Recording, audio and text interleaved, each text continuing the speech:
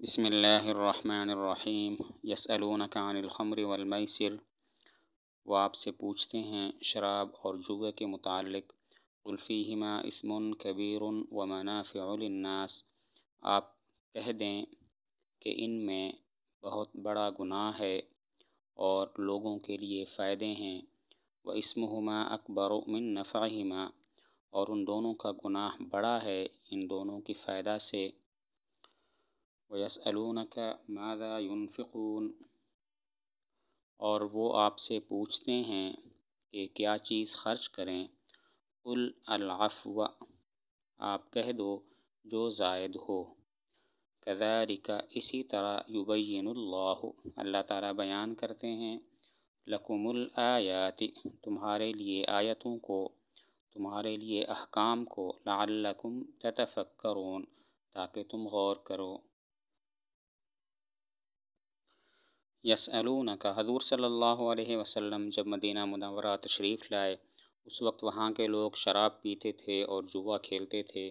انہوں نے خود ہی حضور صلی اللہ علیہ وسلم سے شراب اور جوے کے متعلق سوال کیا۔ اس پر یہ آیت نازل ہوئی، یسألونک عن الخمر والمیسر، کہ یہ آپ سے شراب اور جوے کے متعلق دریافت کرتے ہیں۔ عرب صدیوں سے شراب پیتے آ رہے تھے، اللہ تعالیٰ نے اس لیے اس کی حرمت یک بارگی نہیں کی بلکہ تدریجاً کی۔ چنانچہ شراب کے متعلق 4 آیات نازل ہوئیں۔ پہلے سورہ نحل کی یہ آیت نازل ہوئی، وَمِن ثَمَرَاتِ النَّخِيلِ وَالْأَعْنَابِ تَتَّخِذُونَ مِنْهُ سَكَرًا وَرِزْقًا حَسَنًا۔ اس کے ایک عرصہ بعد یہ نازل ہوئی، یسألونک عن الخمر والمیسر۔ اس کے ایک عرصہ بعد پھر یہ آیت نازل ہوئی، یا ایھا الذین آمنوا لا تقربوا الصلاة وانتم سکارى۔ اس کے ایک عرصہ بعد پھر یہ آیت نازل ہوئی، انما الخمر والمیسر والانصاب والازلام رجس من عمل الشیطان فاجتنبوہ لعلکم تفلحون۔ اس میں حرمت کا پھر فیصلہ سنا دیا گیا کہ شراب قطعی طور پر اب حرام ہے۔ عن الخمر، یہ خمر کیا ہوتا ہے؟ تو امام ابو حنیفہ رحمۃ اللہ علیہ فرماتے ہیں خمر انگور کے اس کچے شیرہ کو کہتے ہیں جب اس میں نشہ آ جائے اور یہ جھاگ ابلنے لگے۔ صاحبین فرماتے ہیں جھاگ ابلنا ضروری نہیں ہے بلکہ انگور کا کچا نشہ آور شیرہ ہی شراب ہے۔ شوافع اور مالکیہ اور حنابلہ کے نزدیک ہر نشہ آور چیز خمر کہلاتی ہے۔ خمر کیا ہے؟ امام صاحب رحمۃ اللہ علیہ فرماتے ہیں خمر انگور کے اس کچے شیرہ کو کہتے ہیں جب اس میں نشہ آ جائے اور وہ جھاگ ابلنے لگے۔ صاحبین فرماتے ہیں جھاگ ابلنا ضروری نہیں ہے بلکہ انگور کا کچا شیرہ جب نشہ آور ہو جائے بس وہی خمر ہے۔ جبکہ امام شافعی رحمۃ اللہ علیہ، امام مالک رحمۃ اللہ علیہ اور امام احمد بن حنبل رحمۃ اللہ علیہ فرماتے ہیں خمر ہر نشہ آور چیز کو کہتے ہیں۔ والمیسر، میسر کیا ہوتا ہے؟ میسر جوے کو کہتے ہیں۔ وجہ تسمیہ یہ ہے کہ میسر میں آسانی والا معنی پایا جاتا ہے، جوے میں دوسرے کا مال آسانی سے حاصل ہو جاتا ہے، اس لیے اس کو میسر کہتے ہیں۔ میسر کا معنی جوا۔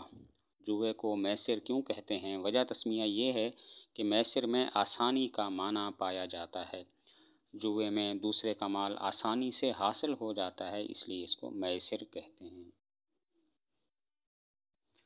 قل فیہما اثم کبیر، آپ کہہ دو کہ ان میں بہت بڑے گناہ ہیں۔ اس کا مطلب یہ ہے کہ شراب اور جوے کی وجہ سے بڑے بڑے گناہ صادر ہوتے ہیں، جیسے لڑائی جھگڑا، گالم گلوچ اور آپس میں بغض و عداوت وغیرہ۔ اسی طرح نماز اور ذکر الہی سے غفلت۔ جبکہ بعض فرماتے ہیں کہ اس کا مطلب ہے خود شراب اور جوا بڑے گناہ ہیں۔ قل فیہما اثم کبیر، آپ کہہ دو کہ ان میں بڑے گناہ ہیں، یعنی ان شراب اور جوے کی وجہ سے بڑے بڑے گناہ صادر ہوتے ہیں، جیسے گالم گلوچ، آپس میں دشمنی، بغض، عداوت۔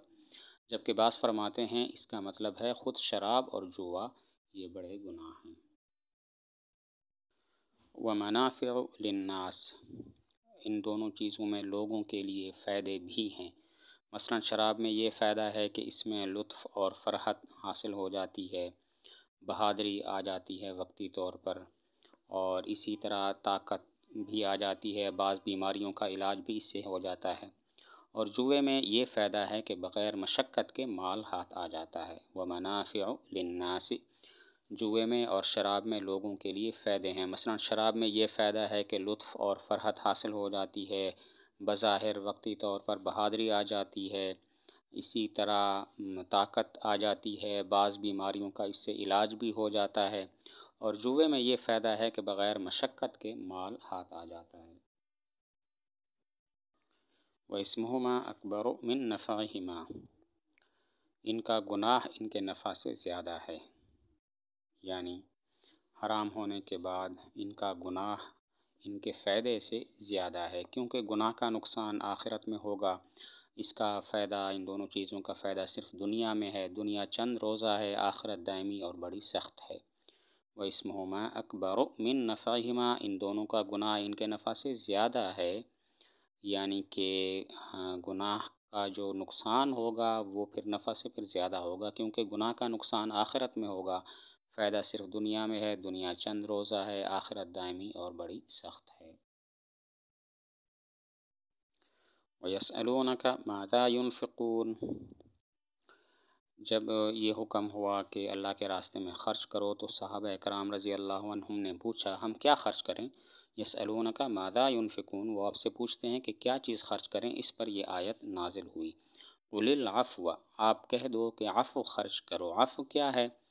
تو چند اقوال ہیں، ایک قول یہ ہے کہ ضرورت و حاجت سے جو مال زائد ہو وہ عفو کہلاتا ہے، دوسرا قول یہ ہے کہ عفو کا مطلب ہے اوسط درجہ کا خرچ کرنا، نہ فضول خرچی ہو اور نہ بخل ہو، اور تیسرا قول یہ ہے کہ عفو کا مطلب ہے جو آسانی سے ہو، جس میں خرچ کرنے سے تکلیف نہ اٹھانی پڑے۔ عفو کیا ہے؟ چند اقوال ہیں، نمبر ایک جو ضرورت و حاجت سے زائد مال ہو، نمبر دو اوسط درجہ کا خرچ کرنا، نہ فضول خرچی ہو نہ بہت زیادہ بخل ہو، اور نمبر تین جو آسانی سے ہو، یعنی جس میں خرچ کرنے سے تکلیف نہ اٹھانی پڑے۔ كَذَلِكَ يُبَيِّنُ اللَّهُ لَكُمُ الْآيَاتِ لَعَلَّكُمْ تَتَفَكَّرُونَ، اس کا مطلب ہے جس طرح نفقہ اور دیگر احکام اللہ تعالیٰ نے صاف صاف بیان فرما دیے ہیں، اسی طرح اللہ تعالیٰ تم سے صاف صاف آیتیں بھی بیان فرماتے ہیں تاکہ تم غور کرو اور یہ جان لو کہ یہ آیتیں سوائے اللہ تعالیٰ کے کسی اور کی طرف سے نہیں ہو سکتی۔